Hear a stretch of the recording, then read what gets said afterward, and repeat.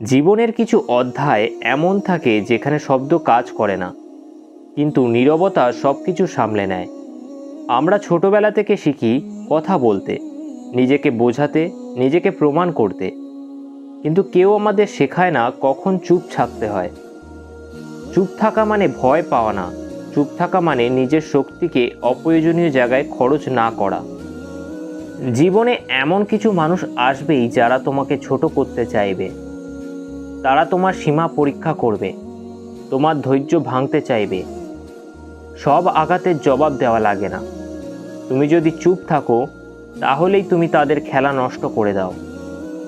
যখন তুমি নিজের জন্য নতুন কিছু ভাবছো, নতুন স্বপ্ন, নতুন দিক, সবাইকে জানিও না, কারণ সবাই তোমার ভালো চাইবে না।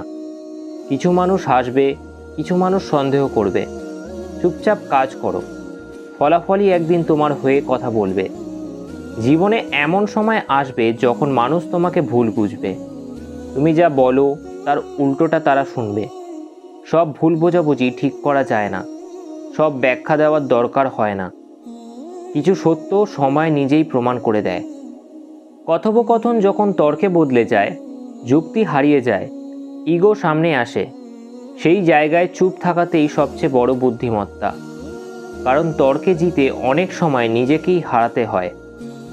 কিছু মানুষ খুব সহজে খুব কাছের হয়ে যেতে চায়, অনেক প্রশ্ন করে, অনেক কিছু জানতে চায়।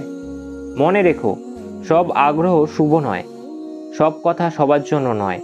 নিজের দুর্বলতা নিজের কাছেই রাখো।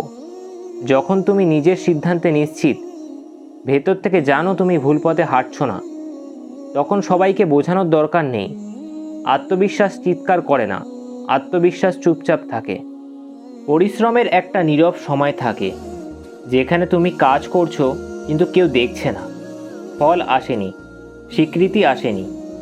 এই সময়ে মানুষ বেশি কথা বলে, অভিযোগ করে, হাল ছেড়ে দেয়, কিন্তু যে চুপ থাকে, লেগে থাকে, সেই একদিন এগিয়ে যায়।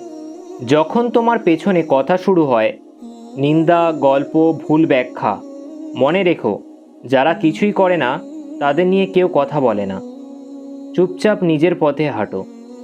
আর যখন জীবন সবচেয়ে কঠিন সময়টা দেয়, যখন সব এলোমেলো লাগে, তখন কম কথা বলো, বেশি সহ্য করো, বেশি শক্ত হও। এই সময়টাই তোমাকে ভেতর থেকে তৈরি করছে। সব প্রশ্নের উত্তর এখন দিতে হয় না, কিছু উত্তর দেয় সময়, আর কিছু উত্তর দেয় সাফল্য। চুপ থাকো, নিজেকে ধরে রাখো, কারণ একদিন তোমার নীরবতাই সবচেয়ে জোরে কথা বলবে।